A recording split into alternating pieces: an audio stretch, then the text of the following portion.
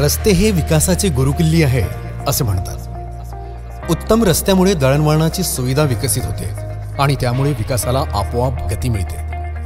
भंडारा आणि पवनी तालुक्यातील मागील 5 वर्षापासून रस्त्याच्या विकासाची अनेक कामे सुरू आहेत। मात्र एकाच वेळी सर्व कामे पूर्ण करणे हे देखील शक्य नाही आणि त्यात निधीची देखील अडचण सातत्याने भेडसावते।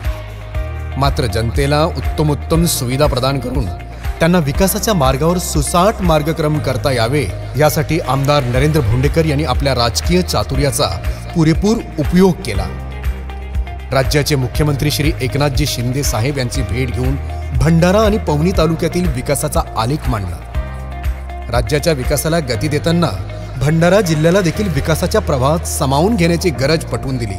आमदार नरेंद्र भोंडेकर यांची अभ्यासू आणि चातुर्यपूर्ण मांडणीने प्रभावित होऊन माननीय मुख्यमंत्री महोदयांनी भंडारा आणि पवनी शहरातील रस्त्यांच्या विकासासाठी 300 कोटी रुपयांची भरघोष भेट दिली। लवकरच दोन्ही शहरातील रस्ते चकाकून उठतील आणि विकासाचा हा मार्ग अधिक प्रशस्त होईल यात शंका नाही। विकासाचा हा झंझावात असाच सुरू राहावा यासाठी एकच संकल्प, पुन्हा एकदा विकास पर्व।